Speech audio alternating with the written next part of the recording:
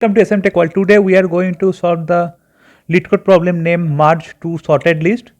So if you have not read the problem statement, you can pause the video and you can read the description or problem statement, then we can start. So what they are saying here, that we will be given two linked list, okay, and we need to basically we will be given two sorted linked list and we need to merge these two linked list into a single linked list. So you can see it is 1 2 3 and it is 1 3 4. So after sorting it will be like 1 1 2 3 4 4. So the outcome or the output linked list will also be sorted. Okay, we need to keep in mind in that. So input will be sorted and output should be sorted after merging. Okay, so this is the problem statement. So it is a pretty straightforward problem statement. So let's try to find out solution for the same. Okay, so let at first how we can solve it. So let us identify some input cases, right? So it can happen that my input will be like this: 1 2 and probably 6, and second linked list will be, so probably it will be like this: 3 4 and 7. So this can be a normal input, and another thing can be that my first linked list is null, but second will have some value, right?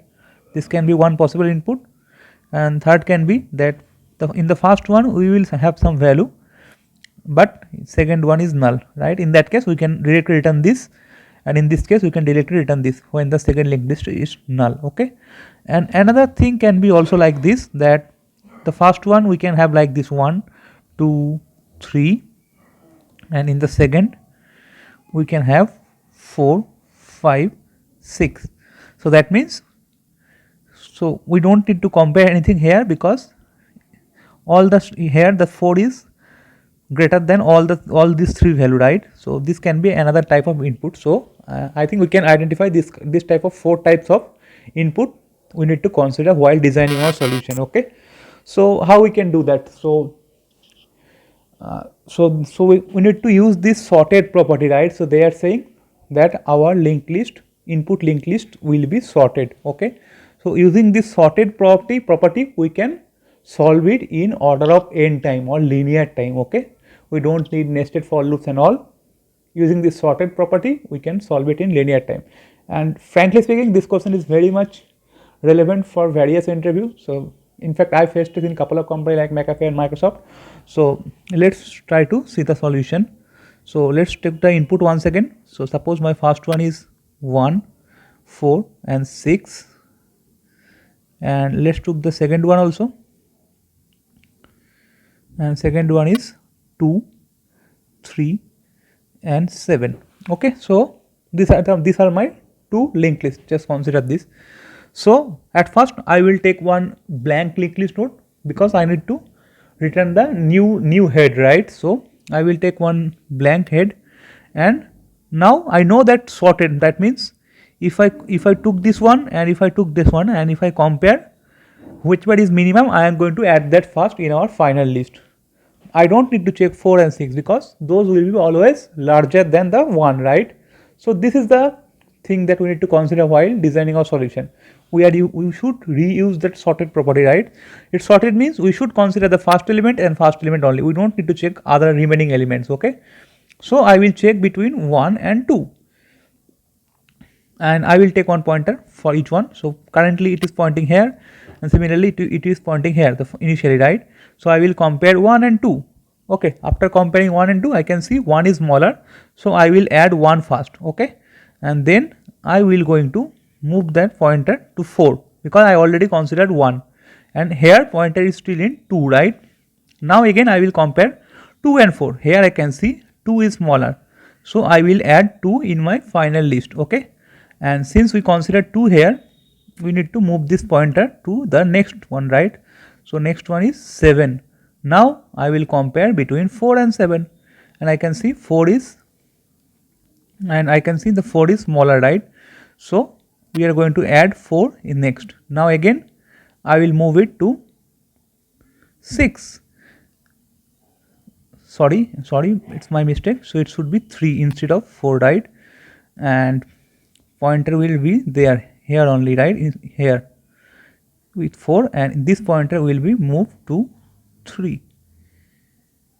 Okay, now it will move to 7. Okay, now we will compare between 7 and 4, and I can see 4 is smaller, so I will add 4 here, and then again I will move that to 6. Now I will compare between 6 and 7.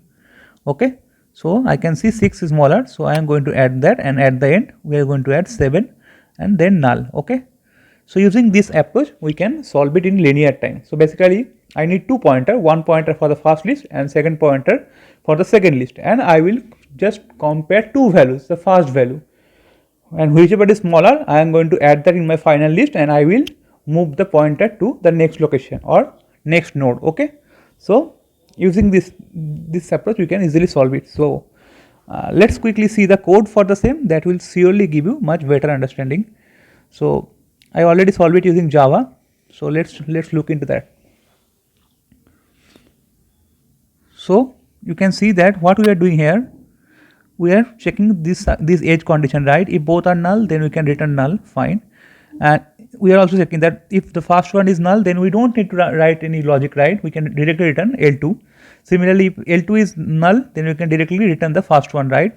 Okay, these three are the edge cases. Okay, now apart from this, what we are doing here, so we at the end after merging we need to return head. So we took one variable head and we took another variable merge list, where I am going to merge it. Okay, basically it will be initially null. Now I am running the while loop, right? So suppose I have like this 1, 4 and 6, and again 2, 3 and 7, right?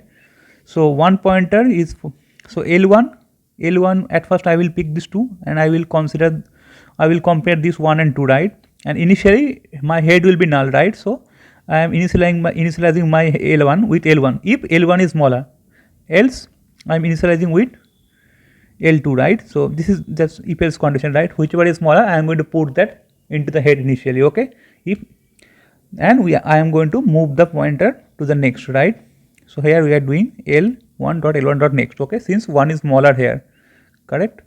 Now again it will now compare with 4 and 2, and 2 is smaller, right? Like this we are just doing it inside while loop, and whenever I see that any of the pointer either L1 or L2 is reached to end, then I need to stop. So in this case, whenever we will compare between 6 and 7, after adding 6, L1 will reach to null, right? But because after 6 we have null pointer, so it will come outside, but still we need to add this 7, right?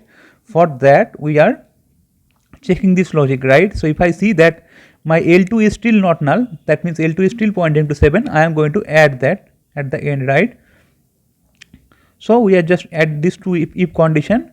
So after any of the pointer reach to null, we need to recheck it that what is the status of the other pointer. So in this scenario, right, after 6 it will be L1 will be null, but L2 we have still one value left, right, that is 7. So we need to add that. Okay, so to cover this condition we need to use this to if condition, right? And there can be another scenario, right, like I told you, right, it is 1, 2, 3 and another one is 4, 5, 6. So in this case I can see that L1 will reach to null, but L2 still point to 4 here, right? So we need to add that. So for this two reasons we are using this two if condition, right? So this is the code, and let's try to analyze the time and space complexity here.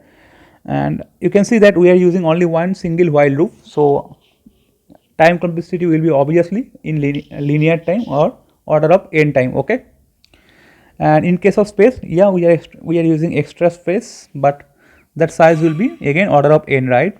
Because it will basically size of L1 and size of L2. I think that's pretty much for this video. If you like this video, please subscribe to our channel and share it with your friends. Thanks for watching. Bye bye.